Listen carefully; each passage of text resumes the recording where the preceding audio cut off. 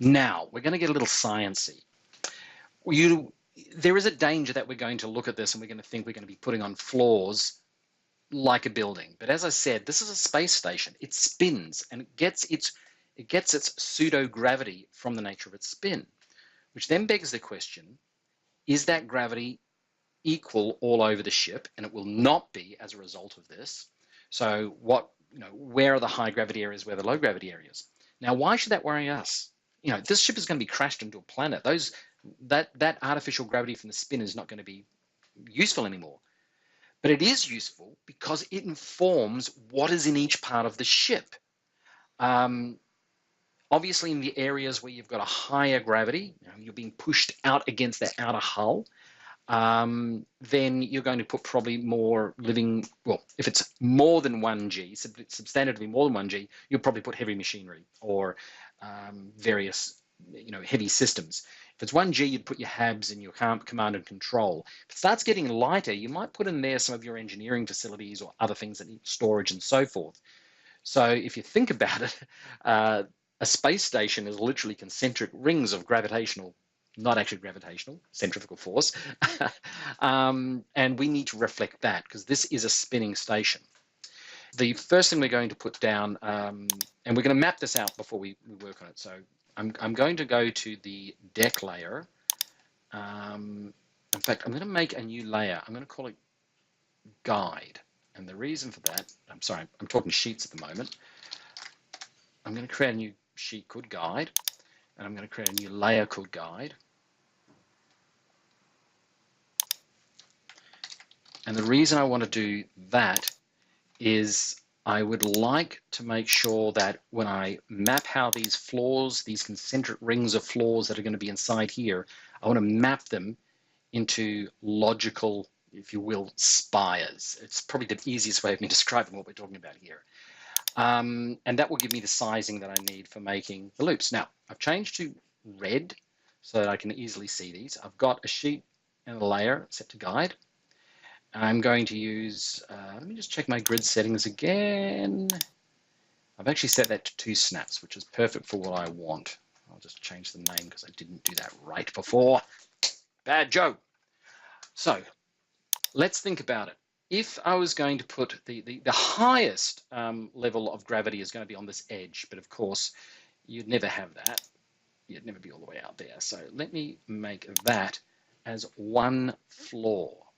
Now that floor is 1, 2, 3, 4, 5, 6, 70 meters out from the central spire system.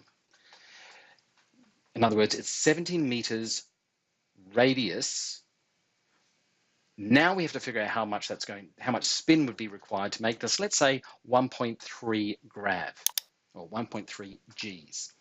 Good news is you don't have to do this calculation. If you go to this website, artificial-gravity.com/SW for software, no doubt, spin calc, make sure you put the capitalization on it. You'll get this great little calculator. So I've got this at 75. In fact, I better just double check that because it's 1, 2, 3, 4, 5, 6, 7. That floor there, people are standing on the outside of this. That floor there is 70 meters. So I want this to be a 70 meter radius. I want the gravity to be around let's say 1.25. That means that this space station has a rotational velocity of 3.99.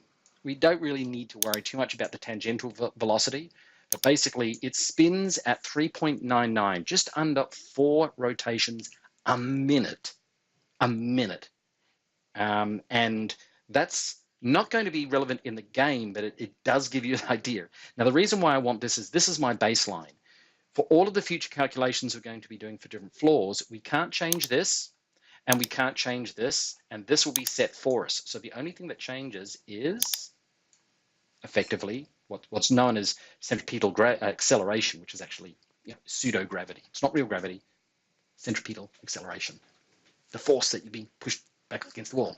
So I'm going to take those and just make sure, I'm just going to put them into Notepad because I know that these are my constants. My constant is this one and this one. Got it? Okay. We might need those later on.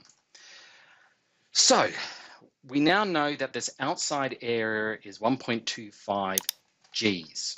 And let's just mark that so that we can, that's better. Now I can see it. Okay. Now I'm going to change the color because we're going to have a different color code for each of these different floor sections. And we'll draw another floor section in here. And this one, what we'll do is we'll have a number of floors that are only loosely connected together. And that will just make things a little bit harder to get through.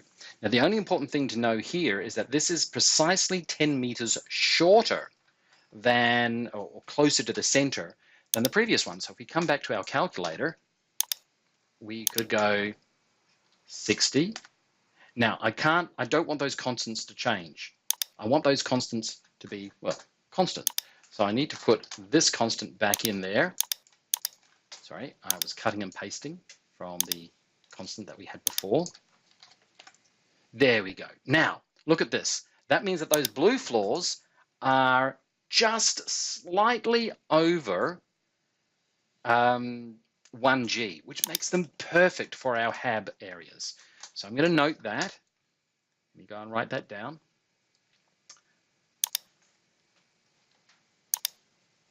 .01 G. There we go. Okay, now let's look at the next piece. Let's do the next piece and say, ooh, I don't know, yellow, why not? And again, we'll put these floors in about 10 meters in.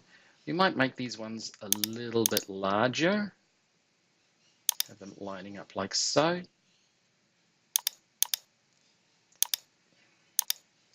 There you go. And yes, you guessed it, we're going to do the exact same thing. We're going to make this 50-meter radius. This time it thankfully kept our angular velocity. It's learning from what we're doing. And you can see this is now 0.9 G, which is still more than livable. And I'm going to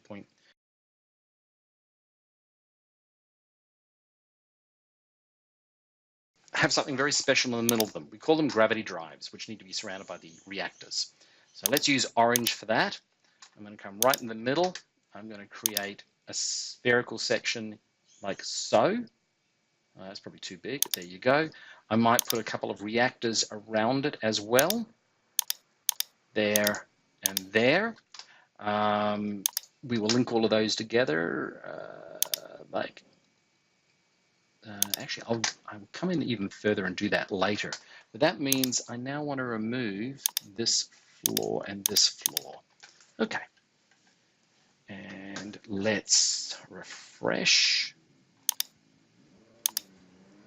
Okay, great. Now all we need to do is figure out how these various rings join together. I will just use white. Actually, no, I'll use gray because white will be a little bit in your face, just to make the linkages between them. We don't have to worry about the gravity, but we just do know that gravity alters between these areas.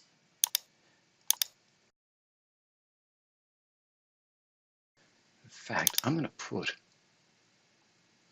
the 10-meter column right down the middle of the ship right now. There you go. That's the central spire. Okay, I'm going to move this one back. Type in back. Click the entry I want. Oops, not that. Just the entries that I want to go backwards. And that one. Do it. There we go. So we can now see how we've got a central spire that runs through. We can see what each deck is going to look like, what each ring is going to look like in terms of its gravity, so what would be on that deck. And the last thing we're going to do, just to keep everything all consistent, is mirroring. Mirroring is your friend. And we will right-click and go do it. And very carefully, we will run it down that central area there. Now, I've noticed that we seem to have accidentally added a bit of the spire, so that's we'll just delete that, and we need to drive the other one back. Just type in the command back to push these back where you want them. So there you go. Now that is the rough design for the ship. I'm not going to worry about the top monastery section just yet. We've got enough to work with. Okay, so let's just quickly recap what we learned in this section. What we learned from here is it's okay to do planning. In fact, it's vital to do planning when you're working on realistic starship designs, especially ones which will be involving centripetal force to simulate gravity. And what we've done is we've used a little tool to figure out what the gravity at the floor levels of each of these sections would be. And as you can see, as you get closer to the center, it drops off very, very rapidly.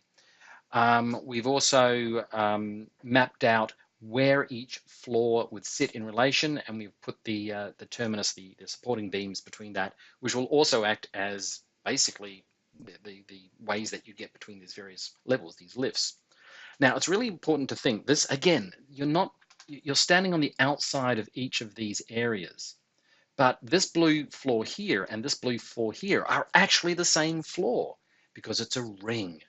Now what we need to do is figure out how big is that ring if you were to unwind it, if you were to unwrap it. This is a really simple calculation. If you remember your high school maths, it's radius to calculate circumference, pi r squared. So what we'll do is we'll just quickly, since we know the distance of these floors, we'll just quickly calculate each of these floor spaces and then write them down. I'm not going to bother you with that. I'll just write them down for you right now.